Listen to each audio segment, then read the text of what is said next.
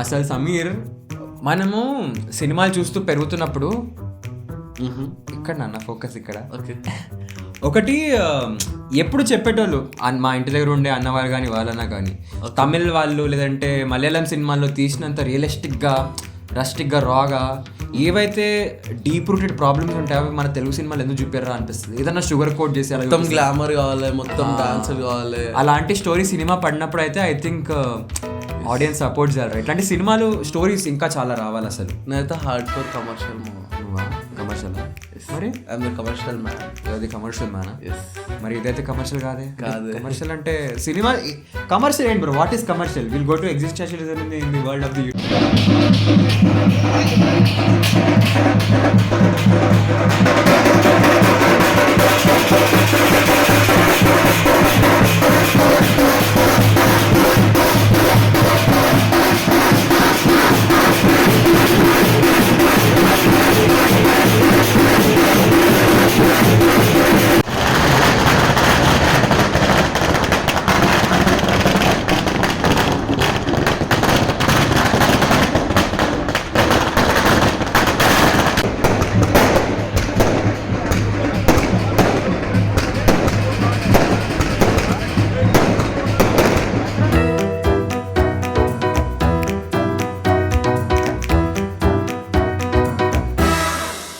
Hello guys and welcome to another episode of the Pittagoda reviews. And ఈసారి మేము చూసిన film పేరు అంబాజీపేట మ్యారేజ్ బ్యాండ్. మా ఊరు అంబాజీపేట. సో సినిమా గురించి స్ట్రేట్ అవే గన్ పాయింట్లో చెప్పాలంటే బ్రో గన్నైతే కింద పెట్టకు, నేనే చెప్పేస్తాను. సో బేసిక్గా సినిమా అయితే మంచి strong. I have one doubt. చెప్పు. So if people don't want to be held at gunpoint, okay, why do they go there?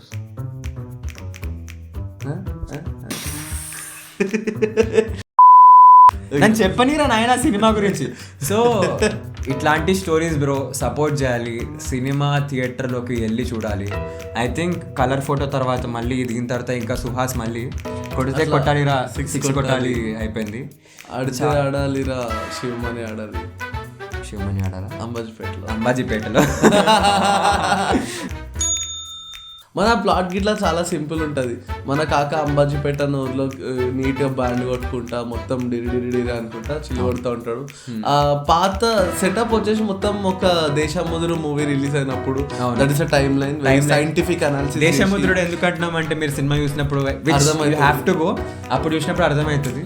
It is జాకీ టచింగ్ ఫీలింగ్. సినిమా అయితే 2007లో సెటప్ అవుతుంది. ఆ అంబాజీపేటలో మనోడు ఆబ్వియస్లీ అంబాజీపేట మ్యారేజ్ బ్యాండ్లో డిపిరి. దెన్ వాళ్ళ ఫాదర్ ఏమో హీ ఓన్స్ బార్బర్ షాప్. అక్కడికే వెళ్ళి మనోడి చిప్ప కటింగ్ చేయించుకున్నాడు. It is cuts Brahmanandam. చూసారా మా రీల్? అంటే అలవాటు అయిపోయింది. చూడండి రీల్, లేదంటే మా బ్రహ్మానందం గారి బర్త్డే అప్పుడు మేము చేసినది. Oh coming back to the okay మళ్ళీ. సో ప్లాట్కి వచ్చేస్తే ఇంతే. అంబాజీపేటలో వీళ్ళ ఫ్యామిలీ, మనోడికి ఒక లవ్ స్టోరీ ఉంటుంది. దాని తర్వాత ప్రీ ఇంటర్వెల్ ముందు వరకు ఏ కాన్ఫ్లిక్ట్ వస్తుంది, దాని తర్వాత ఏమవుతుంది అనేది మొత్తం స్టోరీ.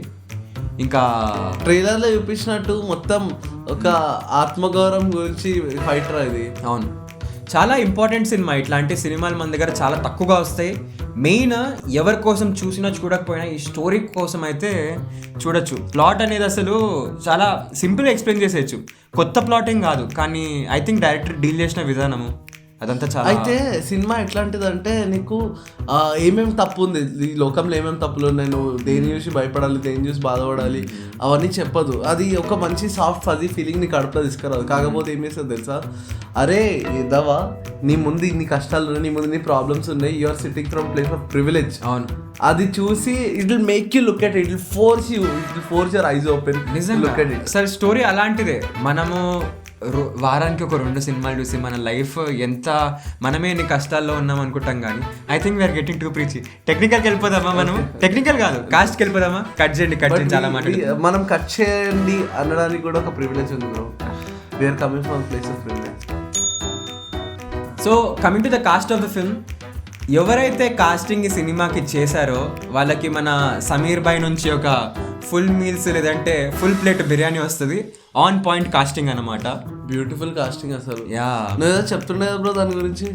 యా సో మనిషి ఏదైతే క్యారెక్టర్ ఉందో దాన్ని బట్టి మనం కాస్ట్ చేసే చాలా ఇంపార్టెంట్. ఇప్పుడు బల్లాల దేవుడి క్యారెక్టర్కి మనం ఎవరైనా మంచి ఒక that guy from Rangasthalam side kick ఉంటాడు కదా, ఆరు వరుణ్ సందేశ్. వరుణ్ సందేశ్ ఎవరిని చిన్న చూపు చేయడం కాదు, కానీ అంటే క్యారెక్టర్ బట్టి కాస్ట్ చేయాలనేది నా ఫీలింగ్. సో బేసిక్గా ఎవరెవరైతే వాళ్ళ పాత్ర ఎలా ఉన్నాయో దాన్ని బట్టి ప్రాపర్ కాస్ట్ చేశారు. మన సుహాస్ చెప్పే కొత్తగా అవసరం లేదు.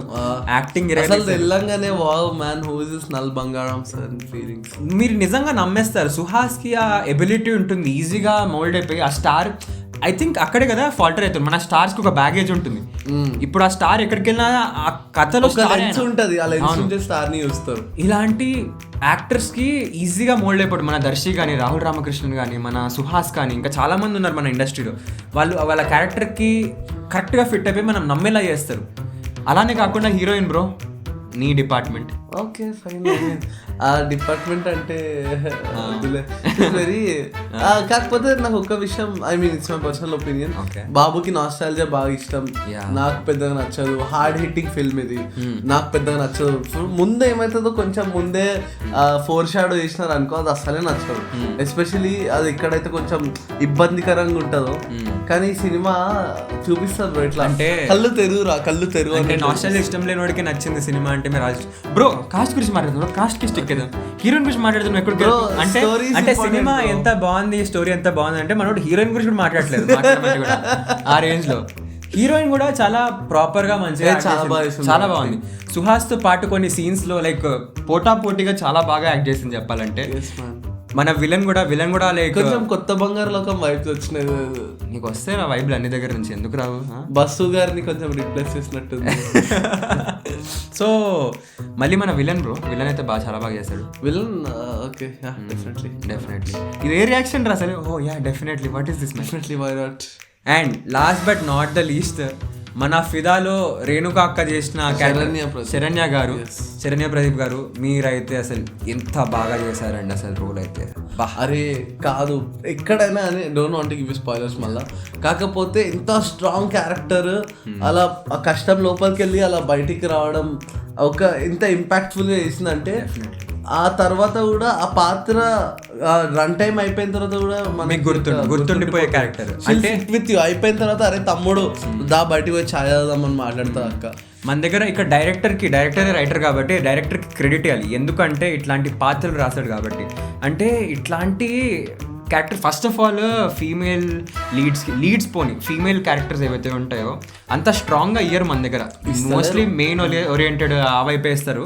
ఇట్లాంటి క్యారెక్టర్ రాసుకున్నందుకు ఫస్ట్ ఆఫ్ ఆల్ రైటర్కి director nice pat in the back and future biryani మీకు కూడా super hotel and full meals and sweet and. So technical ఆస్పెక్ట్స్కి వచ్చేసరికి అయితే ప్రాబ్లం అనిపించింది నీకు?